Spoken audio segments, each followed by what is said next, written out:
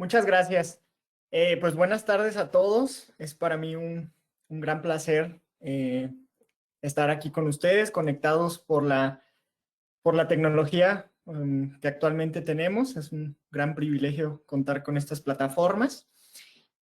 Y bueno, pues agradecer sobre todo la invitación a este congreso de manera virtual por parte de la compañía MIS y Densplay. Y bueno, también es para mí un gran... Permítanme. ¿Puede darle clic, doctor, en su imagen, por favor? Perfecto, gracias. Es para mí también un placer estar junto con grandes doctores de muchos países y también quiero pues aprovechar desde la comodidad de su casa, mandarles un saludo a todas las partes que actualmente nos están escuchando, toda Latinoamérica, México. Es para mí de verdad, un gran placer estar aquí con ustedes y espero que esta hora que vamos a estar compartiendo, pues sobre todo sea de provecho para todos, para aprender en momentos pues tan complicados que actualmente pues a nivel mundial estamos sufriendo. Y bueno, pues quiero comenzar pues, un poquito con cómo yo voy, el acercamiento con la compañía MIS. Ya tengo varios tiempo trabajando con esta compañía desde mi posgrado. Tuve la gran fortuna de estar en capacitación directa en MIS, en Israel, y bueno, todas estas capacitaciones siempre son de mucho provecho y de gran oportunidad que se presenten. También pues siempre en todos los lugares que tengo la oportunidad de presentarme. Siempre para mí es un orgullo mencionar de dónde vengo, desde mi formación de licenciatura como de posgrado y actualmente como docente de la Universidad de La Salle Bajío en la ciudad de León, Guanajuato.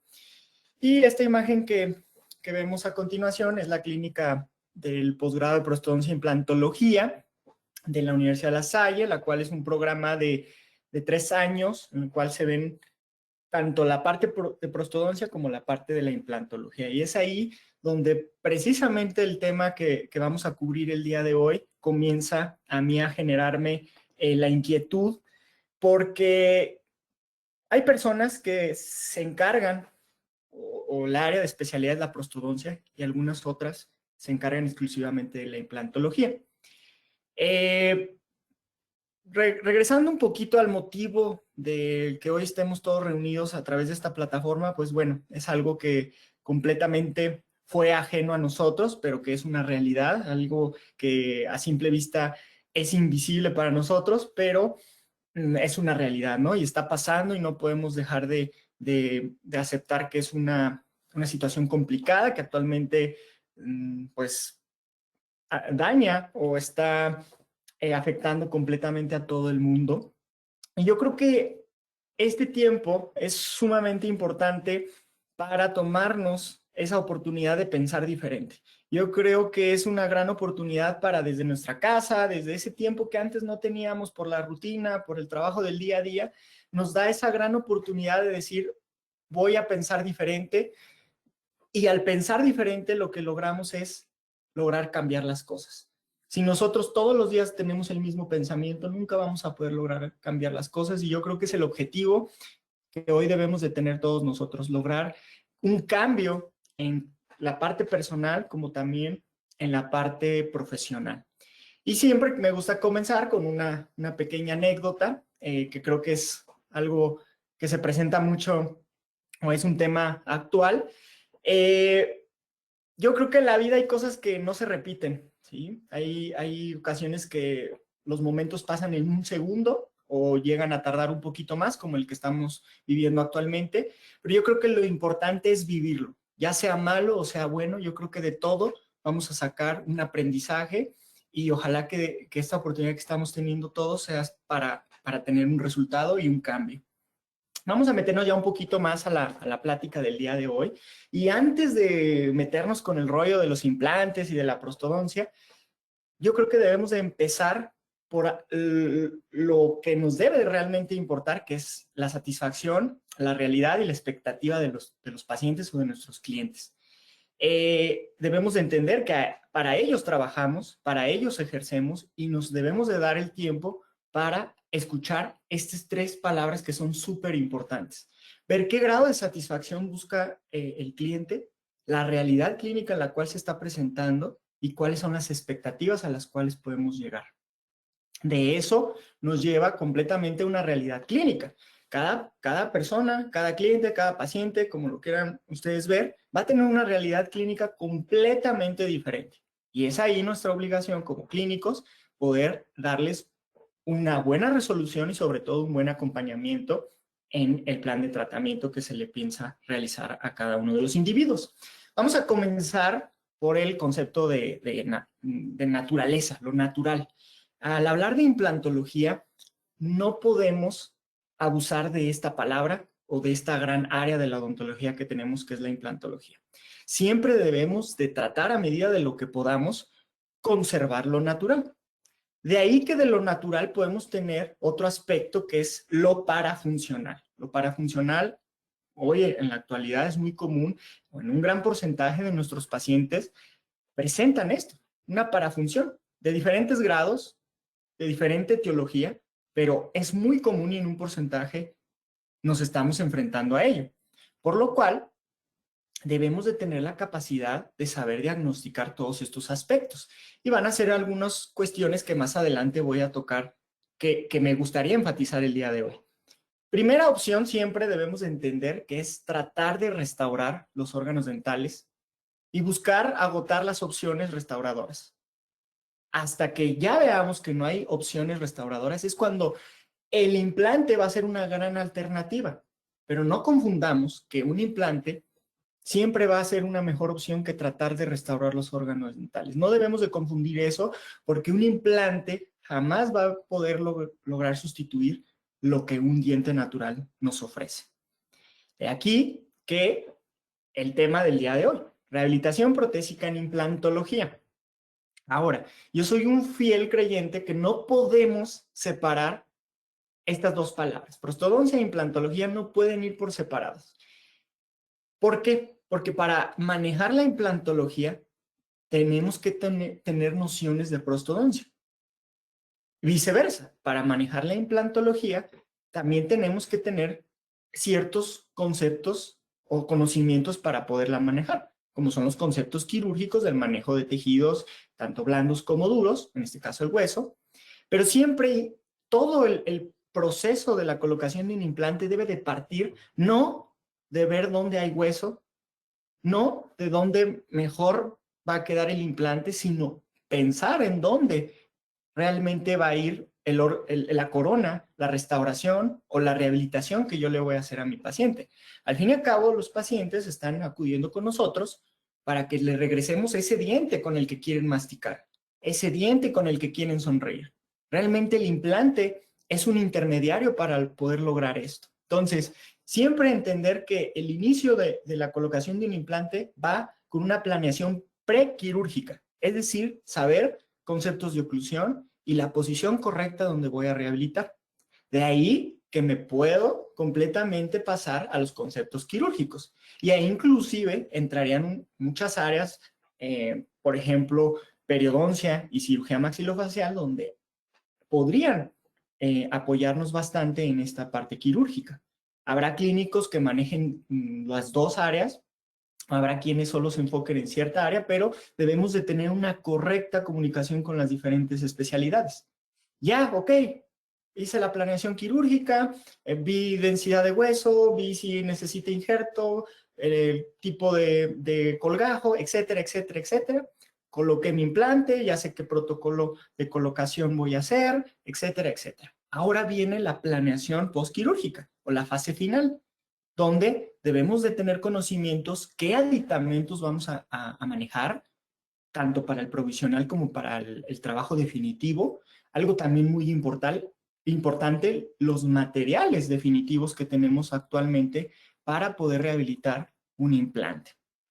Comencemos con el perfil del paciente, que es algo fundamental al inicio de cualquier tratamiento. Y todo parte desde un examen clínico, un examen radiográfico, para poder de aquí determinar un plan de tratamiento. Inicialmente, ¿qué es lo que debemos de hacer? Y algo que por costumbre yo hago es, primero, escuchar la demanda del paciente. ¿Qué es lo que el paciente quiere? ¿Es algo más estético, funcional, busca comodidad o mejorar su calidad de vida? Escuchar su queja principal, también valorar el nivel de autoestima en el cual está llegando, si presenta dolor o malestar, y como les comenté, si es un caso estético funcional, que para mí en lo personal, siempre lo funcional va primero que cualquier otra cosa. 2. Consideraciones e influencia en la planificación del tratamiento. ¿Va a ser una rehabilitación completa? ¿Qué procedimientos quirúrgicos voy a utilizar o no?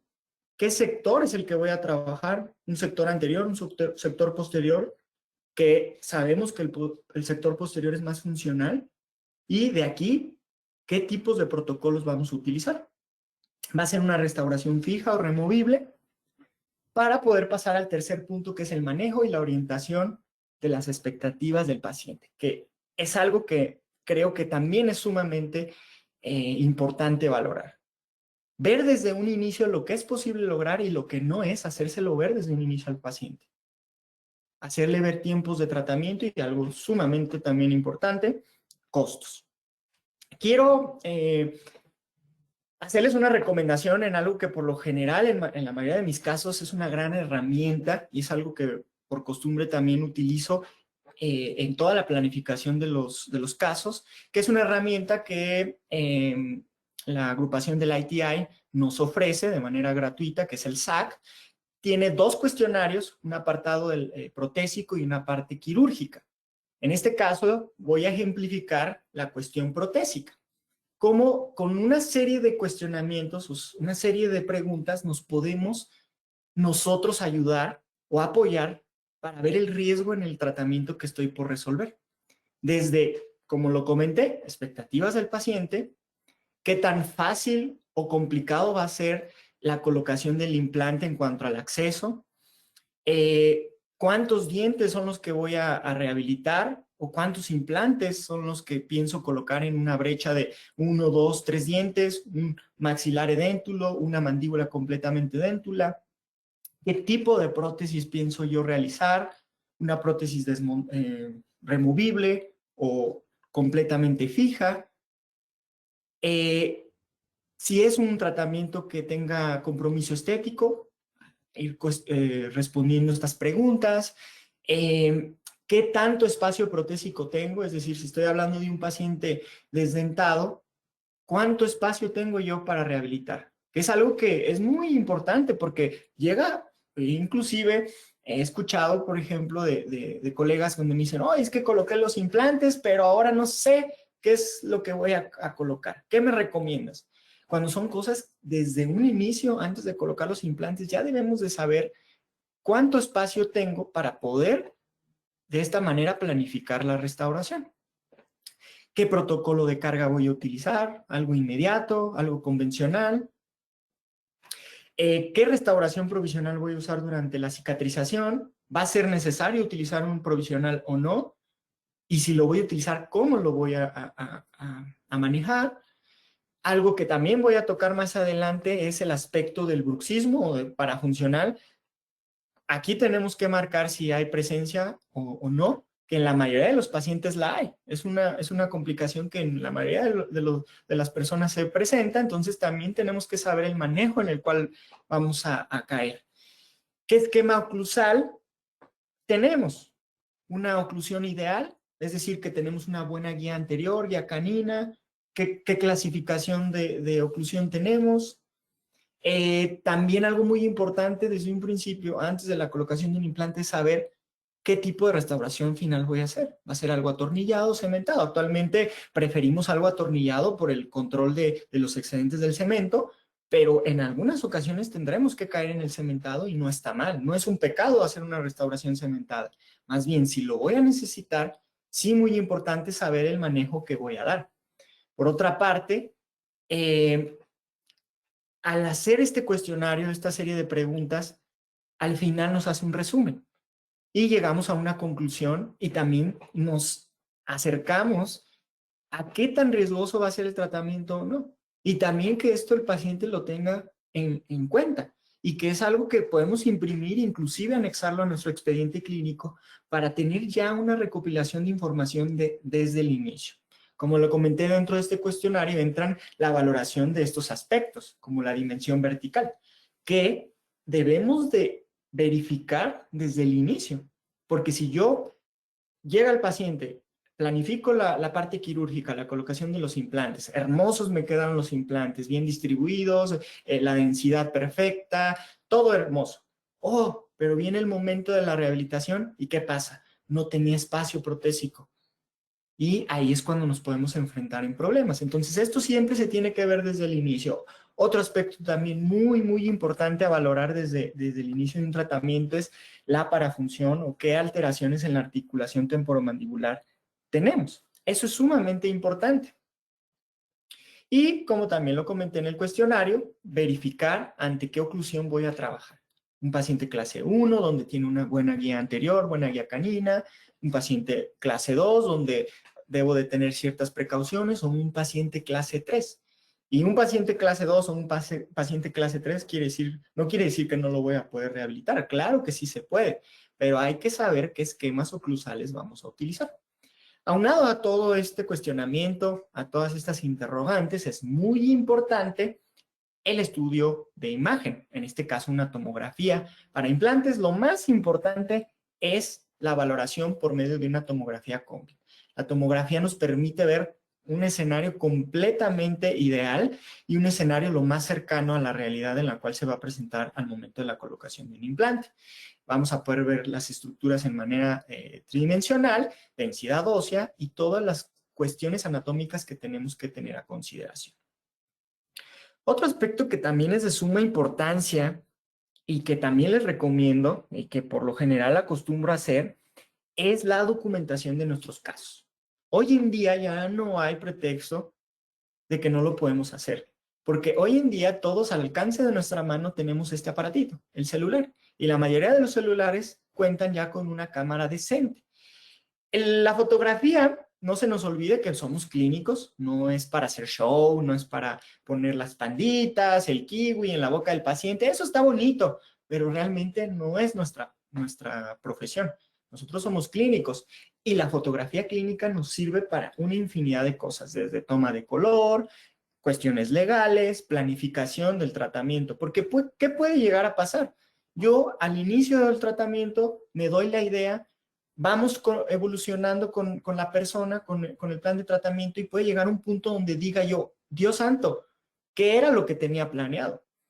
Ya no me acuerdo. Bueno, si yo tengo la documentación desde el inicio, puedo ir a mis archivos y poder retomar o retroalimentar el caso que yo estoy resolviendo. Y en la manera pues más ideal sería tener una cámara profesional y pues evidentemente tener una mejor documentación.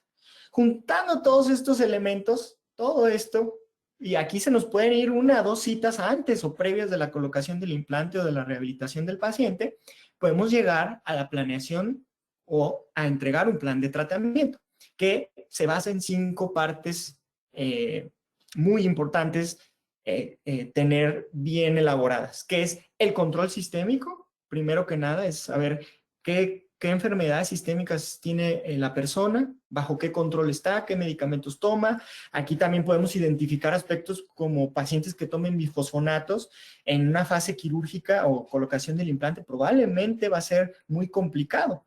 O saber qué manejo y recomendaciones voy a darle a mi paciente.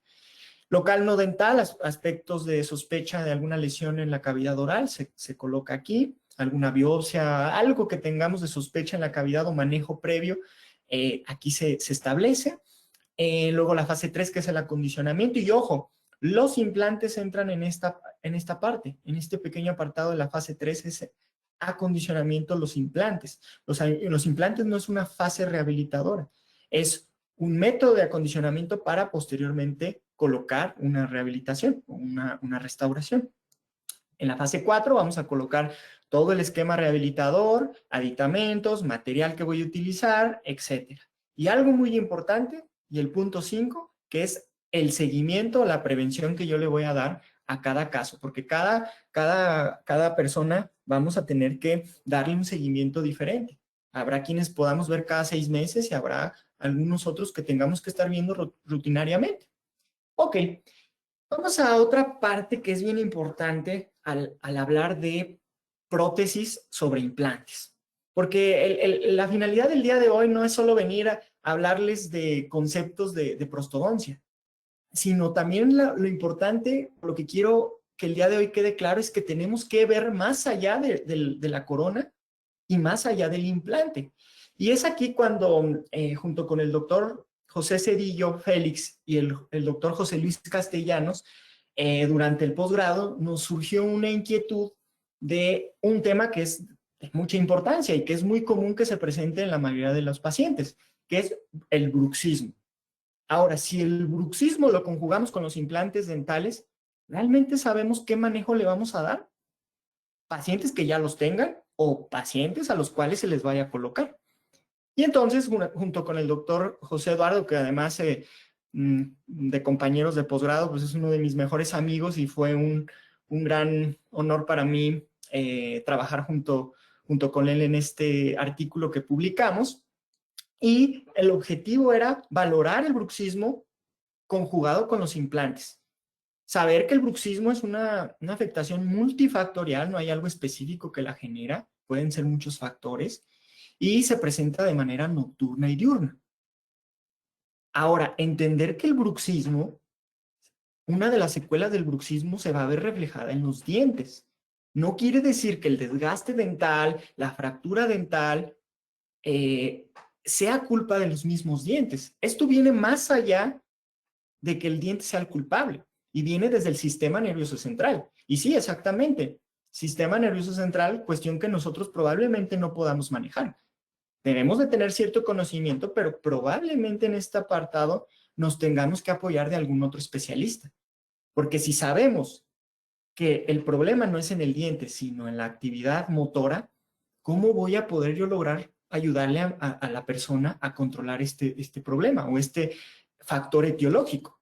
Y efectivamente, si el problema viene desde el sistema nervioso central, por mil razones, paciente estresado, por el trabajo, por el estilo de vida, por mil cosas, ¿qué va a generar? Una actividad motora. Y en este caso, es el músculo el responsable de ejercer esa actividad motora, esa hiperactividad que se va a traducir en los dientes.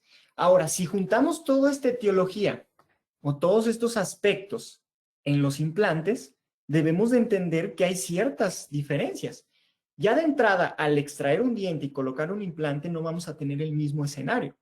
Vamos a perder algo fundamental que en un diente natural teníamos, que era el ligamento periodontal. Cosa que en el implante no lo vamos a tener y por lo tanto se va a perder la propiocepción. ¿Qué creen que resulte este aspecto? Algo muy, muy importante que nos dimos cuenta en la revisión bibliográfica en este artículo.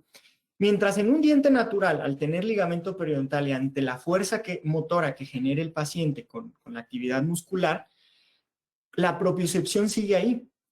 Y es un mecanismo de defensa o de aviso a la persona donde, ¡ay Dios, estoy apretando mucho, me empezó a doler! Pues no le aprieto tanto. ¿Qué pasa en un implante? Se pierde el ligamento, por lo tanto el paciente ejerce fuerza, ejerce carga, no lo siente porque no hay propiocepción y puede haber una sobrecarga. Ahora, aquí surge la incógnita donde cuáles son los daños que se generan del bruxismo al implante o a un paciente rehabilitado con implante.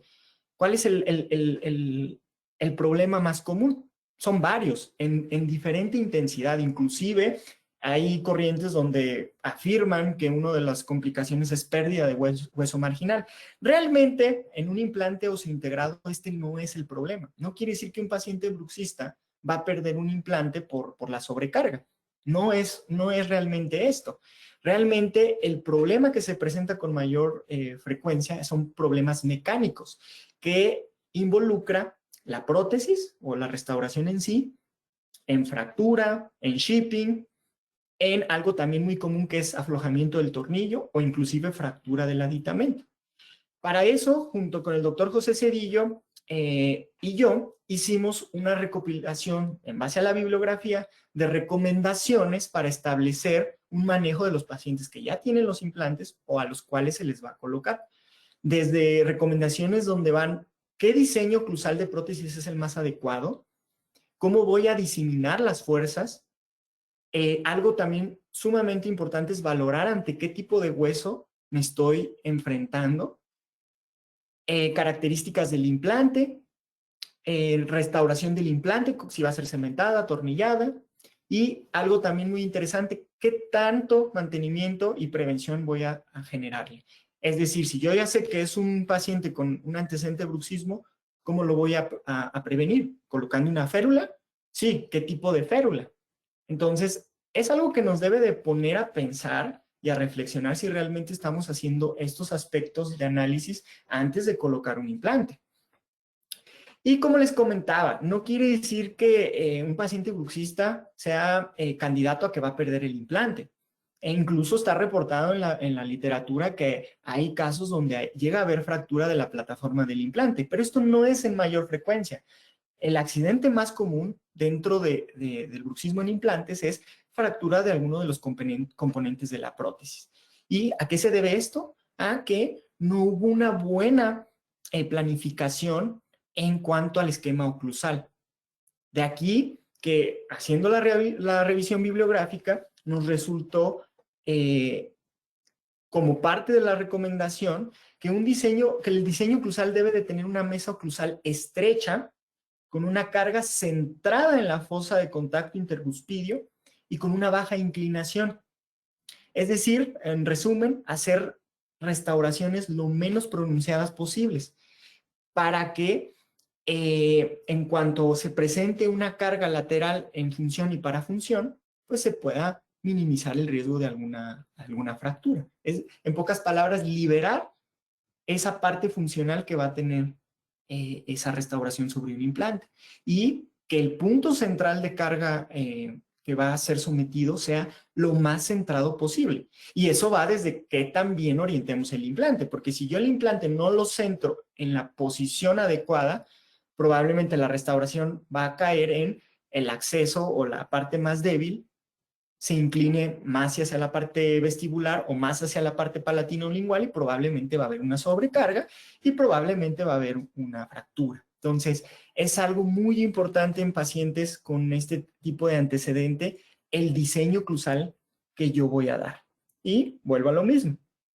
Si ya sabemos que queremos una restauración donde la carga vaya centrada en la parte de la fosa central de la restauración, pues evidentemente esto me lleva a que la orientación tridimensional del implante pues debe de ser lo más adecuada, porque si yo lo dejo o muy vestibularizado o muy lingualizado palatino, probablemente alguno de los sectores de la restauración va a sufrir una sobrecarga y por lo tanto puede haber fractura en alguno de los componentes. Y aquí que también entra algo en incógnita y también algo que es sumamente importante planificar en implantología, es número de implantes y la distribución que le voy a dar. Para esto es un concepto que a mí siempre me ha quedado muy claro y es el ejemplo más fácil que yo puedo dar hablando de distribución de implantes. Porque habrá opciones donde probablemente pueda colocar hasta 3 implantes distribuidos de buena manera, como el ejemplo de esta silla. Esta silla tiene sus 3 patas y puede sentarse la persona que sea y esta silla va a soportar ese peso, pero todo se debe a la distribución que se le dio. Por otra parte, si le anexo una más, pues evidentemente va a tener una mejor estabilidad que la de 3 patas, ¿verdad? O viceversa, una silla que tiene 5 soportes, incluso tiene mucho mayor soporte. Entonces, todo va dependiendo la distribución que yo le dé a mis implantes, el espacio que yo les dé. Y algo que también debe de quedarnos como concepto, que el implante viene siendo la cimentación o ese soporte que le va a dar a lo que va a ir por encima. Y el ejemplo más claro es una casa, un edificio. Si hacemos una buena cimentación, metiéndole varilla gruesa, cimentando bien esas zapatas, probablemente pueda ser un edificio de 30, 40, 50 o los pisos que yo quiera. Pero si sé que no tengo una buena cimentación, probablemente ni siquiera un piso, sino va a quedar en una planta, porque corro el riesgo de que se venga abajo. Entonces, estos conceptos deben de quedarnos bien claros también en implantología y es algo muy importante. Y también, pues, el manejo de los tejidos blandos es de sumo valor y que es algo que más adelante también quiero tocar, cómo manejar esos tejidos, cómo poderlos ir perfilando. Más adelante hablaré de los aditamentos nuevos que la compañía MIS nos está ofreciendo, que es el One Abutment, One Time, que son sumamente buenos, es una opción protésica bastante buena, pero habrá ocasiones donde yo necesite perfilar por medio de un provisional. Es decir, manipular los tejidos blandos para poder lograr un soporte adecuado de estos. Y es una fase que a veces lleva tiempo y es una fase que muchas veces no es sencilla de manejar, pero sumamente importante para que nuestra restauración final tenga éxito. Vamos a pasar ahora a los aspectos de impresión. Dentro de los aspectos de impresión vamos a tener simplemente dos opciones, que es cucharilla abierta, cucharilla cerrada. En lo personal, yo en todos los casos, en la mayoría de los casos, prefiero cucharilla abierta, o un pin para cucharilla abierta. ¿Será por comodidad? ¿Será porque es como en mis manos es lo que me funciona mejor? No lo sé. Habrá alguien prefiera un aditamento a cucharilla cerrada, es válido. Y yo creo que el de cucharilla cerrada yo lo dejaría más en pacientes donde el acceso a la impresión sea complicado, es decir, la apertura esté limitada, por lo tanto un pin de impresión atornillado va a ser difícil de retirar. Esa es la opción que yo tengo al utilizar una cucharilla cerrada. Entonces, es muy importante el cómo vamos a personalizar también los pines de impresión, porque los pines de impresión vienen estándares, dependiendo la medida del implante el cual coloqué, ya sea narrow, estándar o white. Pero de aquí que podemos hacer una manipulación. Una de las recomendaciones que yo les puedo dar al momento de correr la impresión en yeso, llega a pasar que uno de los aditamentos, si no lo colocamos bien, puede llegar a haber una rotación. Entonces, lo que yo comúnmente hago es generar una pequeña retención en el aditamento con un material que la casa comercial Dentsply nos provee, que es Triad Gel, y es un material fotocurable, el cual yo coloco como tipo estrellita y puedo lograr o con esa seguridad de que mi aditamento análogo no va a rotar. Otra de las maneras que me gusta utilizar el Triad Gel es para ferulizar esos aditamentos. Ejemplo, esta impresión que fue para multi-unit, donde yo coloco mis aditamentos, los puedo ferulizar por medio de hilo trenzado y después la colocación del Triad Gel con ayuda de un microbrush, y es súper sencillo porque solo se fotocura. Y la otra de las opciones pues es el pattern resin, pero el pattern resin a mí se me hace un poquito más complicado el manejo. El Triad Gel yo lo recomiendo mucho porque es bien fácil de utilizar y lo utilizo para ferulizar, lo utilizo para las retencioncitas que les comenté, inclusive también lo utilizo para la personalización de los aditamentos, como más adelante les voy a mostrar. Y bueno, con la seguridad de que vamos a poder tomar una impresión confiable para poderla correr en yeso y de aquí poder sacar también un jig de verificación, porque no quiere decir que al ferulizar los aditamentos de impresión, quiere decir que no puede haber una distorsión. Puede haber una distorsión. Para eso puedo verificarlo por medio de un jig de verificación de yeso, donde ya teniendo una impresión previa, coloco los mismos pines de impresión, los vuelvo a ferulizar, pero ahora con yeso, y lo llevo directamente a boca para ver la pasividad. También esto se puede hacer con alguna prueba plástica previamente fresada. Vamos a pasar a el aspecto de los aditamentos. Es algo que luego genera mucha duda, qué opciones protésicas. Y habrá quienes pues fueron al curso tal y pues aprendimos a utilizar el CPK y pues bueno, utilizo para todo CPK, pero no me doy esa oportunidad de entender o conocer que hay muchos aditamentos. Y no quiere decir que nos casemos específicamente con un aditamento, sino saber seleccionar el aditamento dependiendo el protocolo o la situación que voy a manejar. Y yo creo que la manera en cómo yo empiezo a determinar el flujo de trabajo es saber desde un inicio si va a ser un protocolo de etapa de cierre o desde un inicio colocación de un healing. Porque desde ahí ya también puedo ir planificando qué aditamentos voy a ir ocupando.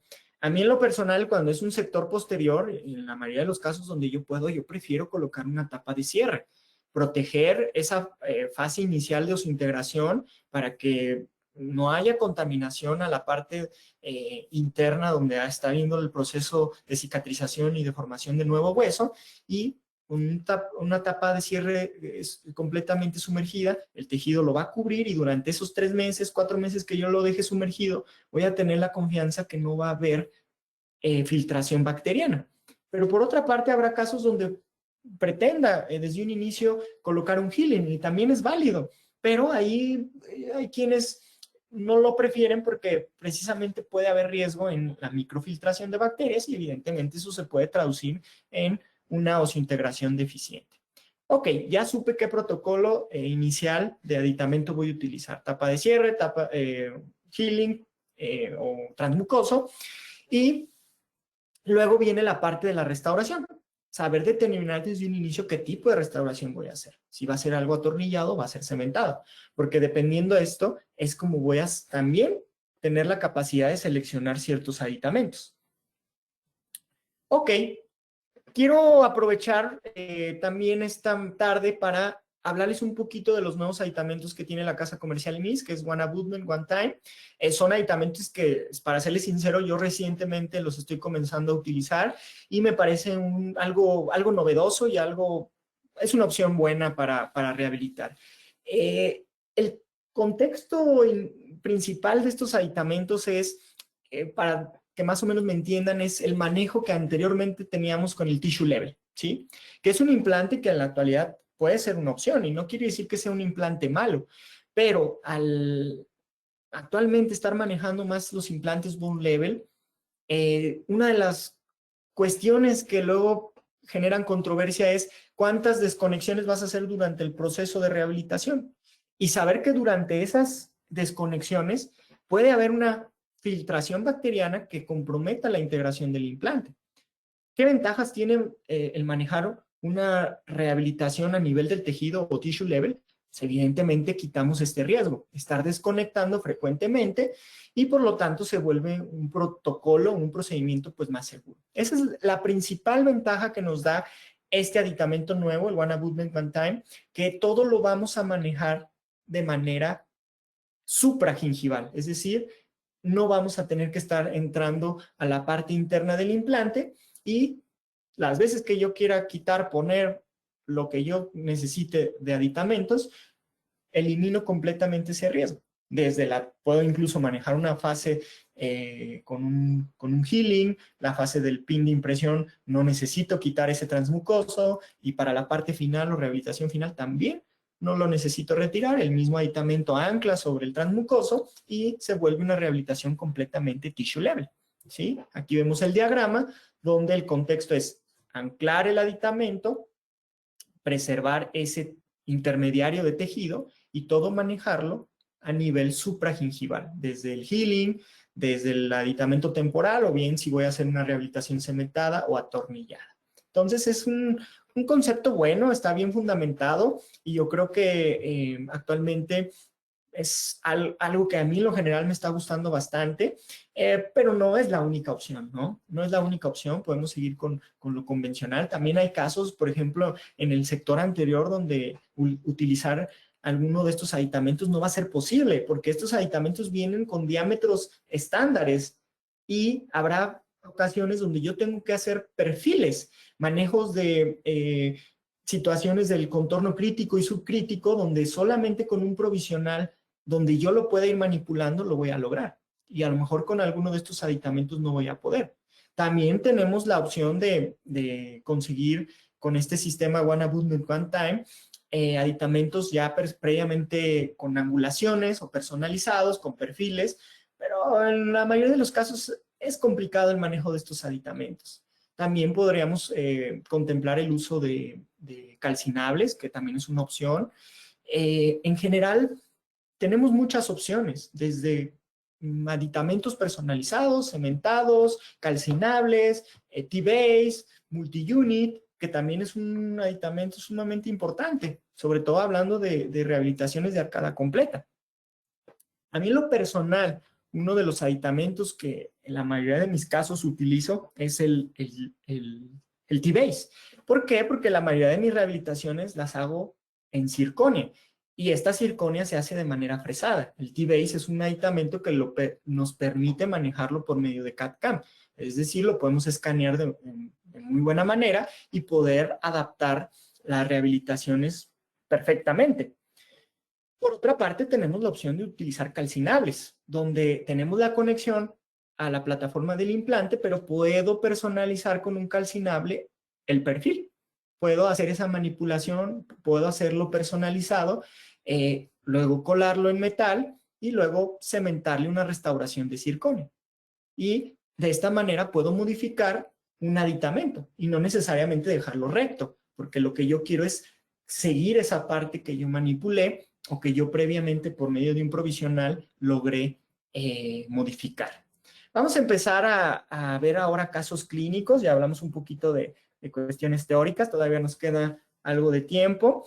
Y vamos a ver este caso muy interesante donde llega conmigo la paciente con el motivo de consulta: quiero colocarme el diente que me falta, ¿no? Ya, perfecto, vamos a ver qué podemos hacer. Hacemos todo el análisis, la tomografía, la panorámica, y nos damos cuenta que sí, efectivamente hay ausencia de un órgano dental, pero era porque nunca se formó. Es decir, fue una genesia de premolares, que en algunos casos es frecuente, como la genesia de laterales, e incluso en algunos casos de caninos, pero premolares común.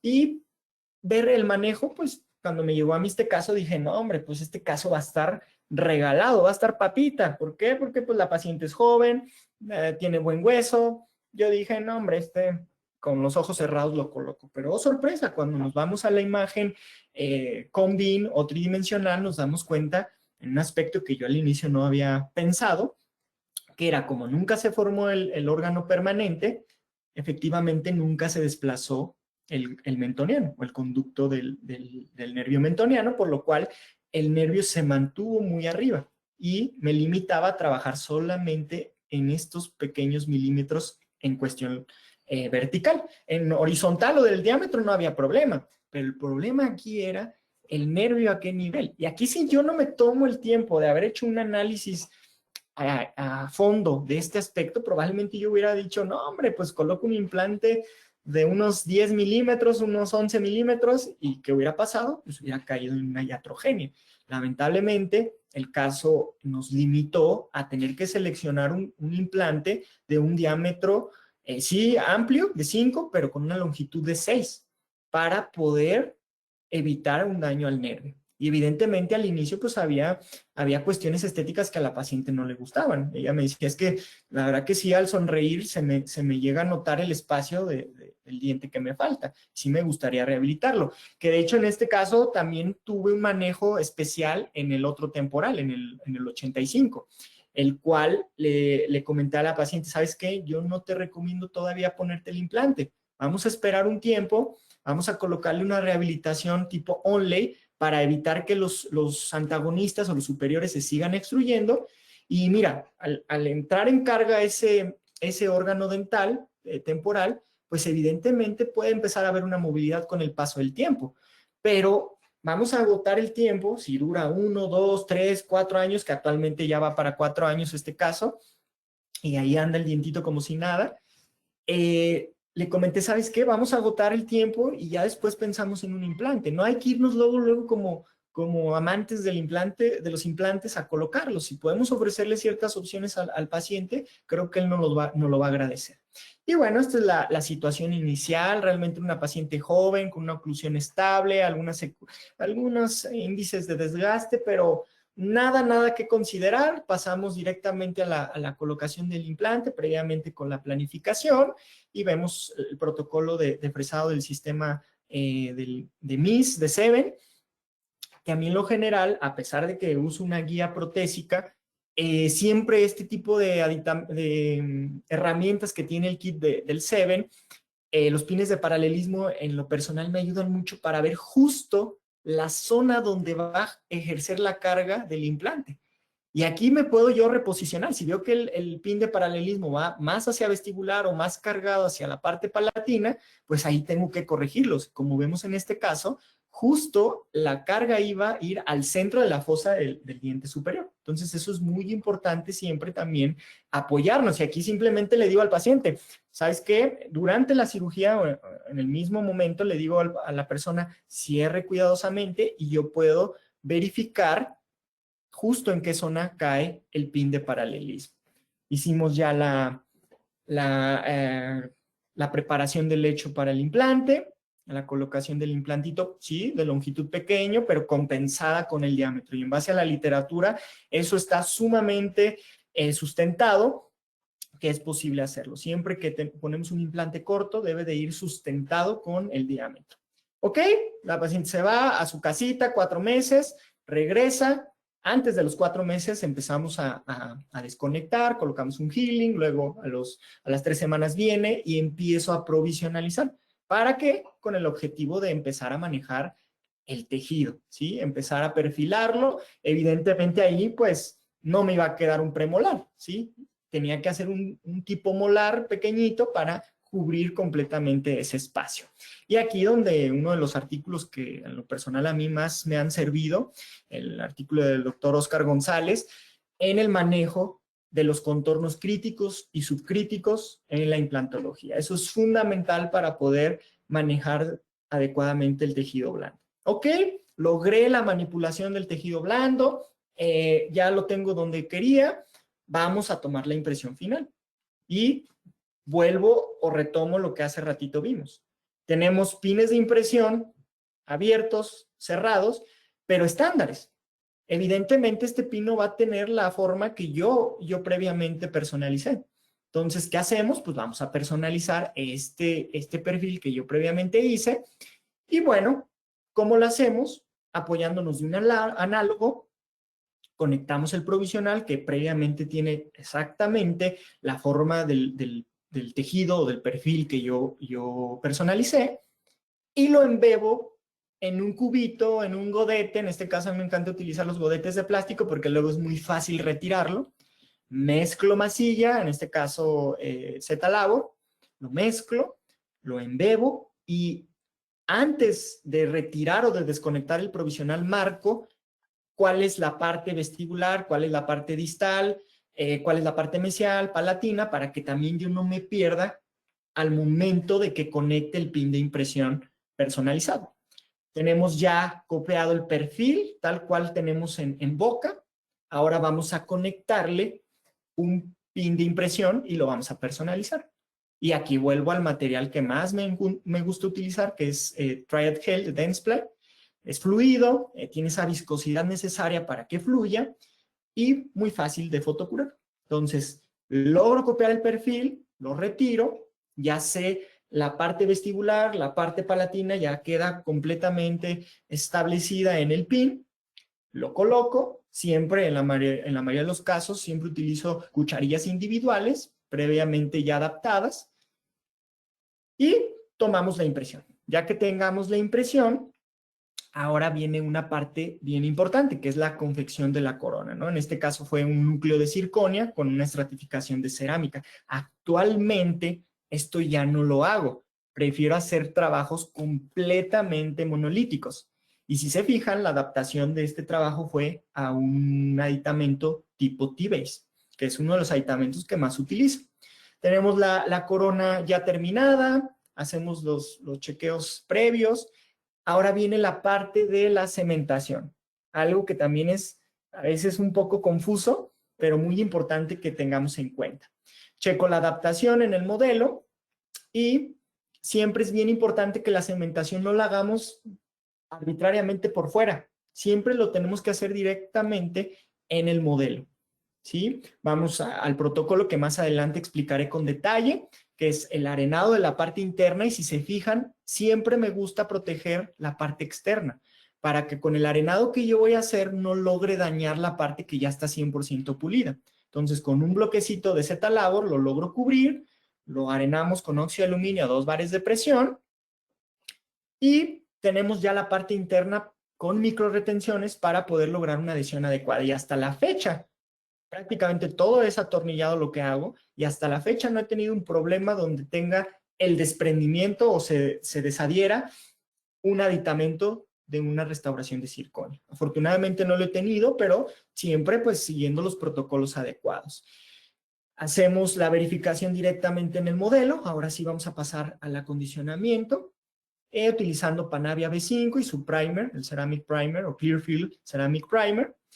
Al aditamento, ¿cómo lo manejo o cómo lo acondiciono? También protejo la parte que va a ir conectada al implante, porque si yo la toco con el arenador, probablemente ahí se vaya a retener placa.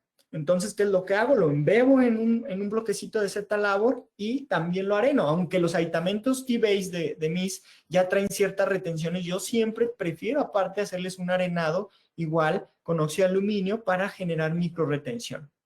Checamos que asiente perfectamente y vamos al protocolo de limpieza, lo meto al ultrasonido en alcohol, unos 5 minutitos.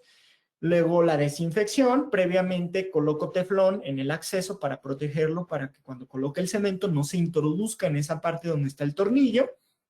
Desinfecto con clorexidina.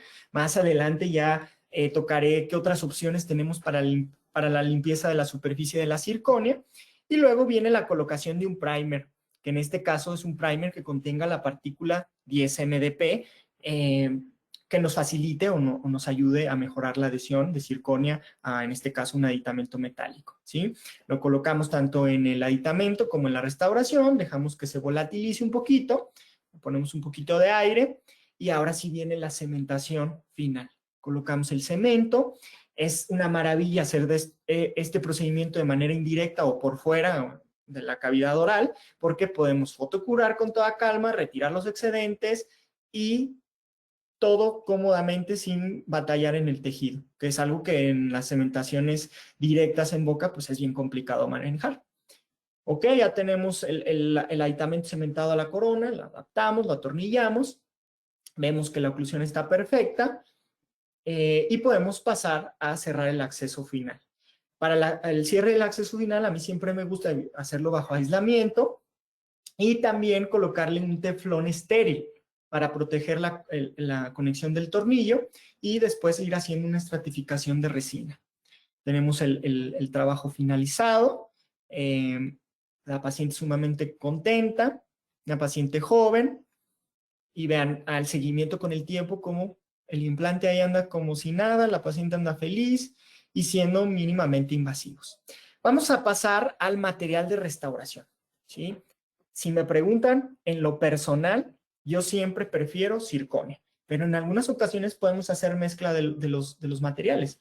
Un aditamento con una aleación de metal, podemos hacer un perfil, un aditamento personalizado de circonia y posteriormente cementarle una corona, puede ser de feldespática o puede ser disilicato de litio. Pero en la mayoría de los casos yo prefiero utilizar la circonia y hoy en día prefiero 100% monolítico, no en capas. ¿Por qué? Porque puede haber un desprendimiento. La circonia es un material que nos da una gran confianza hablando de implantes, porque es uno de los materiales más biocompatibles y más noble con el manejo de los tejidos. Es uno de los materiales también, hablando de una manera monolítica, más resistente, que oscila de entre los 600 a más de los 1000 megapascales de resistencia. Y a lo mejor lo que no es tan bueno, pues es su estética, ¿no? Tiene menor translucidez, es menos estético, pero en un sector posterior, que lo que yo ocupo es seguridad, creo que es actualmente el mejor material.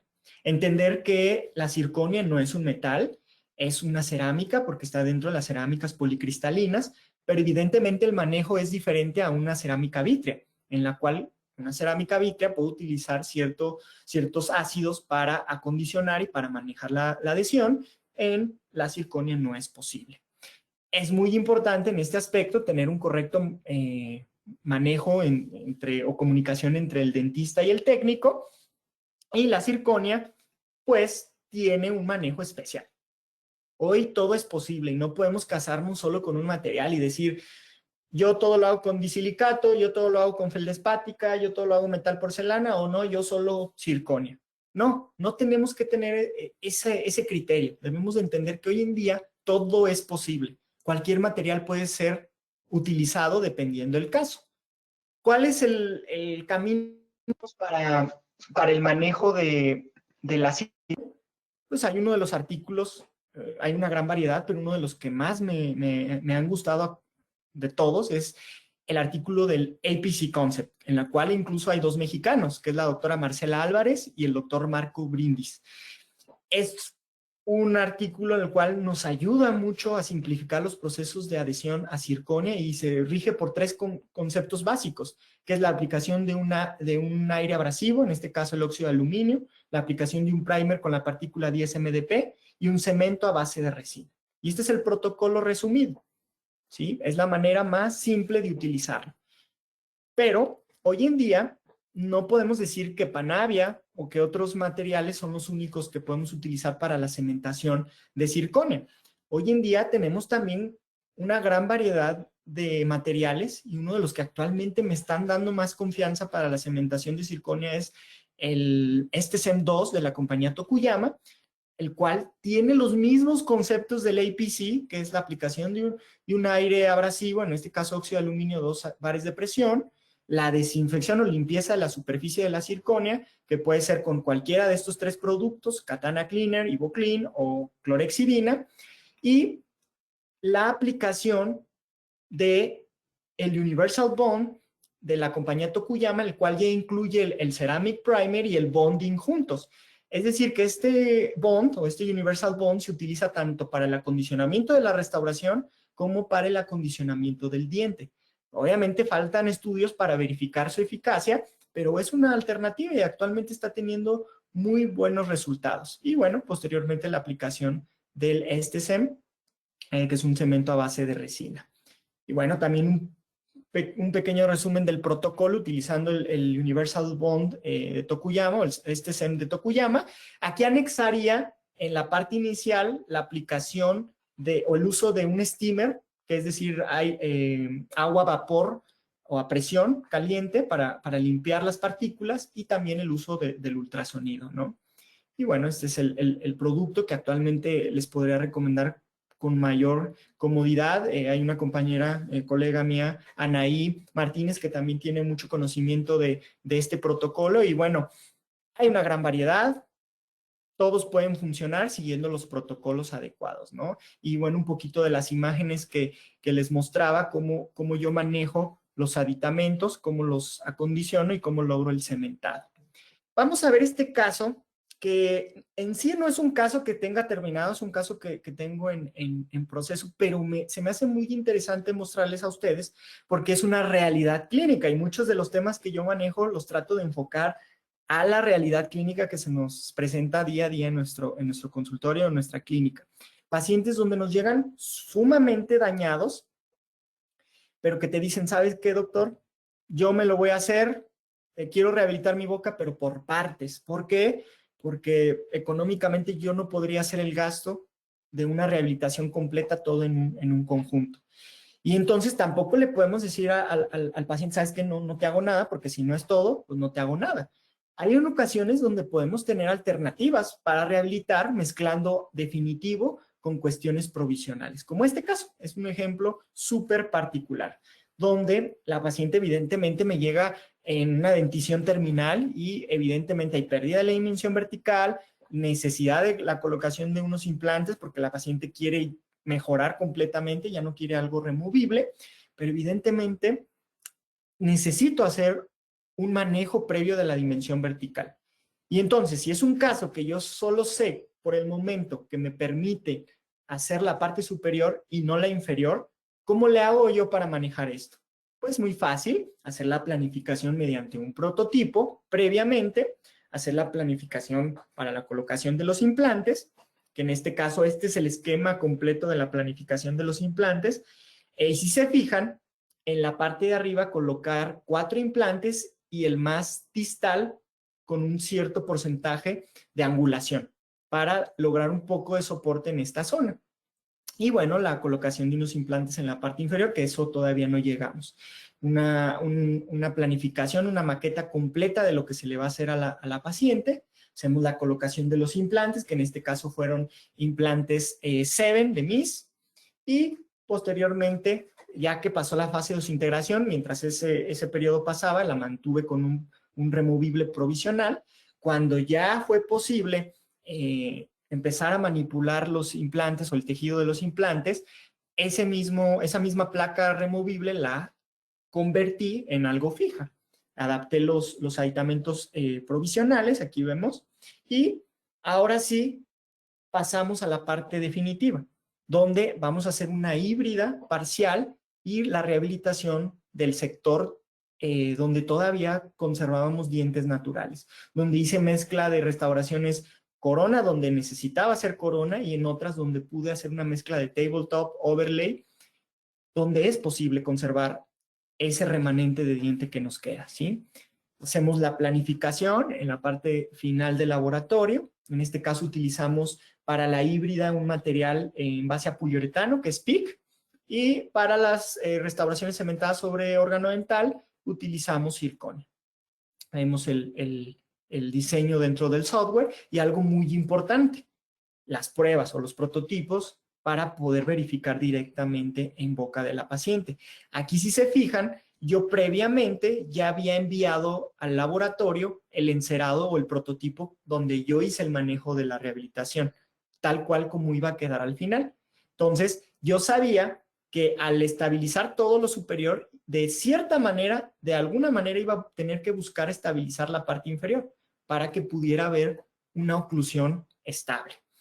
Hacemos el trabajo definitivo, se hace la caracterización, vemos cómo en un poliuretano puede ser una gran alternativa para rehabilitar, vemos el esquema dentro del modelo y bueno, la colocación directamente en el paciente.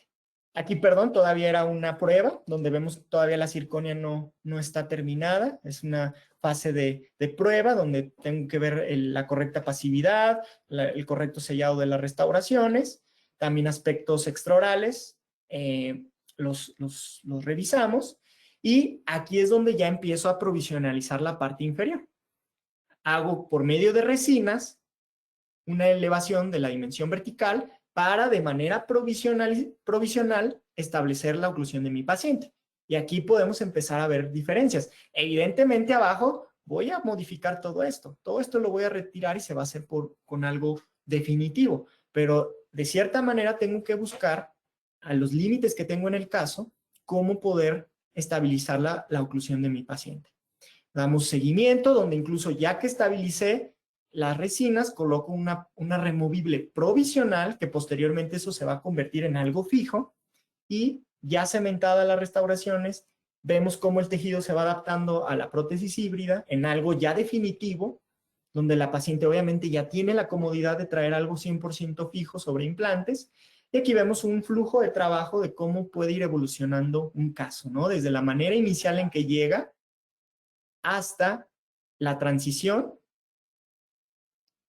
y hasta estabilizar. En una mezcla de un trabajo definitivo en la parte superior y un trabajo provisional en la parte inferior, pero con la idea de lo que va a ser definitivamente, ¿sí? Vemos las fotografías finales.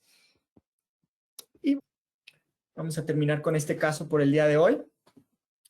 Es un caso complicado. El señor Francisco llega conmigo con una alteración grande, tanto periodontal como protésica o oclusal, donde vemos que tengo que hacer un acondicionamiento total del paciente, donde vemos situaciones donde inclusive te ponen a pensar qué vas a hacer, ¿no?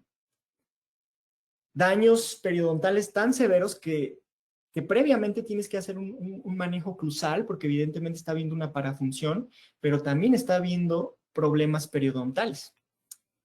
Detectar interferencias, el por qué está habiendo una parafunción, puede ser que el paciente esté en bruxismo, pero también puede ser que el paciente esté en un desplazamiento. Entonces, detectamos efectivamente que este paciente tenía unas interferencias en el sector posterior que hacían el desplazamiento mandibular. Por lo tanto, eso era otro factor etiológico para el desgaste tan severo que tenía. Empezamos a hacer todo el manejo oclusal y hacer un esquema de rehabilitación desde el inicio. No brincarnos a, ok, le voy a hacer estas extracciones, le voy a hacer estos implantes y hasta después ponernos a analizar qué es lo que vamos a hacer de manera definitiva. Desde un inicio yo hago una maqueta, un esquema dónde voy a colocar implantes, dónde voy a colocar coronas, dónde voy a colocar carillas, dónde tengo que hacer ciertos procesos de cirugía previa, de acondicionamiento, y toda la planeación protésica desde antes. ¿Para qué? Para poder llegar a esto, a un prototipo, donde ya tengo un manejo de la dimensión vertical, donde ya tengo una reposición lo más adecuada del paciente, y que de aquí yo pueda sacar guías para los implantes, donde yo pueda sacar todo la planeación que se viene por delante. Comenzamos con, evidentemente, el acondicionamiento, que es hacer las extracciones, pero oh sorpresa, que era tanto el daño periodontal que obviamente pues, tenía que hacer un acondicionamiento previo. Se hicieron las terapias de soporte periodontal, se retiraron o se hicieron las extracciones de los focos de infección, y posteriormente a ese manejo previo periodontal, de manejar esa etiología que el paciente tiene de daño periodontal, hacer los procedimientos quirúrgicos para acondicionar las zonas para la colocación de implantes. Se hicieron una serie de elevaciones de seno maxilar en esos sectores, ya previamente hechas las extracciones. Evidentemente era tanto la atrofia que no era posible colocar implantes de manera convencional. Hicimos todo el protocolo de acondicionamiento y evidentemente pues esto desde un principio se le tiene que hacer ver al paciente, porque no cualquier paciente tiene la decisión de hacer todos esos procedimientos. Ser bien éticos con las personas y hacerles ver lo complicado y lo difícil que va a ser un tratamiento de este tipo. No voy a entrar en detalle de los procedimientos quirúrgicos, lo que quiero es llegar un poquito al manejo protésico, pero ejemplificar toda la parte de acondicionamiento quirúrgico que hubo previa para antes de colocar los implantes. Todas esas regeneraciones, esas elevaciones de seno maxilar para poder lograr la colocación de implantes en esos sectores. Posteriormente al tiempo de espera de una elevación de seno maxilar de 9 meses, en este caso por lo grande que fue, tuvimos la ganancia necesaria para poder pensar en colocar posteriormente los implantes. Se hicieron la colocación de los implantes y bueno, esto lleva tiempo, esto no se hace en una semana, esto no se hace en meses, lleva mucho tiempo de trabajo y de planificación. Una vez que logramos estabilizar o acondicionar la parte superior, logramos comenzar la parte inferior y como les comentaba, me gusta mucho apoyarme de los aditamentos de pines de paralelismo del kit de Seven para poder ver justo en qué zona va a caer la carga principal de la restauración. Hacemos la colocación de los implantes en la parte inferior. Vemos, siempre me gusta, como vemos aquí en la imagen, siempre ver hacia dónde va la oclusión. Siempre guiarme por la oclusión, porque si voy más vestibular, si voy más palatino, debo de corregir esa orientación. Esa correcta distribución de los implantes, ese adecuado espacio, siempre también es sumamente favorable. Siempre en base a una guía protésica, que si previamente yo ya tengo un prototipo, esa misma guía me va a facilitar completamente hacia la zona donde yo quiero colocar mis implantes. Vemos todo el protocolo de la colocación de los implantes, la correcta distribución. Y bueno, vamos a la parte final que ya fue cómo rehabilitamos al paciente. Ok, ya hicimos toda la fase quirúrgica de acondicionamiento. También, como les comenté desde un principio, saber desde el inicio qué provisional voy a mantener durante el que el paciente pasa esa fase de cicatrización de los implantes. Durante esa fase yo elaboré una prótesis removible provisional para no generarle carga todavía a los implantes, que de por sí fue un proceso largo de elevaciones de seno maxilar, de la colocación de los implantes, y por no esperar los tiempos necesarios, yo cargue luego esos implantes, puede haber un problema. Entonces, empiezo a estabilizar la oclusión de mi paciente en base al prototipo. Si se fijan, vean cómo empieza a mejorar la encía, pero también yo le batallaba mucho con el paciente porque él rápidamente generaba sarro, generaba cálculo. Entonces, fue un periodo también de adaptación para el paciente porque era necesario el apoyo de él, porque si no, esto no iba a funcionar. Empezamos a estabilizar completamente toda la boca para poder pasar a la fase final. Como vemos, teniendo un prototipo previo, lograr hacer los desgastes guiados, lograr colocar provisionales de largo tiempo, de larga duración, para el correcto manejo de los tejidos. Posterior que logramos la estabilización del paciente, podemos empezar a hacer las preparaciones, las impresiones finales y poder pasar al trabajo definitivo, que en este caso fue una mezcla de zirconia con disilicato de litio. Vemos cómo en este punto estoy logrando un mejor manejo de los tejidos. No fue fácil en este paciente lograr que el tejido se acomodara, sobre todo que el tejido lograra una salud. No fue nada sencillo. Vemos ya los aspectos de rehabilitación final, cómo primero decido cementar el sector anterior para darle todavía un poquito más de tiempo a los implantes, a que se terminara esa fase de desintegración antes de generarles esa carga. Fue un protocolo de carga tardía. Hacemos las pruebas en el sector posterior, fueron la elaboración de prótesis fijas con el concepto híbrido, utilizando zirconia y aditamentos T-Base. Vemos la confección. Vemos ya los resultados finales, el seguimiento, y vemos ahora sí un antes y un después. Vemos cómo recibo al paciente en una situación periodontal sumamente complicada de manejar, y después de meses de trabajo podemos lograr una oclusión estable, una salud sobre todo, y función del paciente. Dejen ustedes lo estético. Sí es bien importante las cuestiones estéticas, pero algo que es fundamental es lo funcional, ¿no? El paciente, a raíz de todo el proceso que sufrió, se hizo muy disciplinado. Actualmente es uno de los pacientes más disciplinados que yo tengo, el cual periódicamente, cada 3 meses, está acudiendo conmigo para su control, para sus terapias de soporte periodontal, y vemos qué bien se ha mantenido la oclusión. Evidentemente son pacientes que yo controlo o prevengo con la colocación de un guarda, y no un guarda de acetato, sino un guarda termocurado con una oclusión estable. Y bueno, pues con esto termino. Lamentablemente el tiempo es muy corto para poder abarcar tantos temas que me quisiera extender. La verdad que a mí me apasiona esto, y bueno, cada oportunidad que tengo trato de compartir la mayoría de lo que yo puedo. Les quiero hacer una invitación.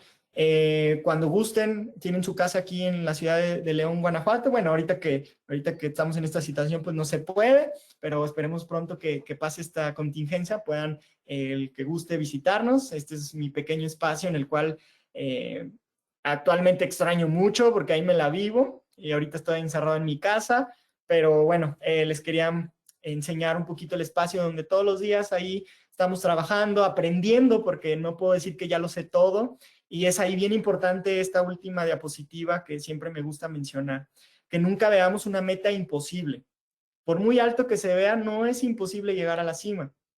Te va a costar trabajo y va a tardar mucho en llegar.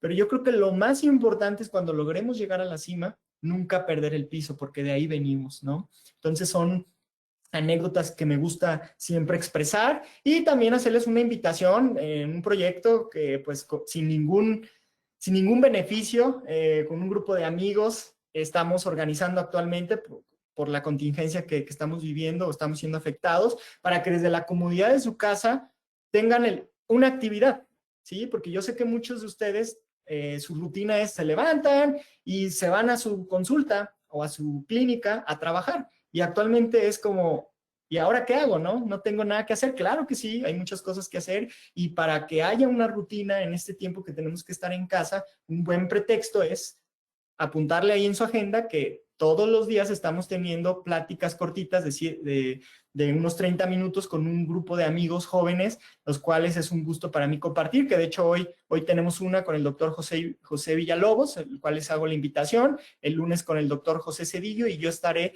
el martes 7 en punto a las 7 p.m. por Facebook. Los espero. Y bueno, pues ya me cansé, la verdad. Necesito tomar agua, y agradecer infinitamente a esta oportunidad de Dentsply, y sobre todo a Miss por el espacio que me dieron. Un saludo a todos los rincones de Latinoamérica que sé que me están escuchando, muchos amigos, y bueno, dar gracias al motor de todos mis días. Hasta en esta contingencia me levanto, y estas personitas que ven en la imagen son el motor de mis días, los cuales saben que todo lo hago por ellos. Muchas gracias por su atención y por su tiempo.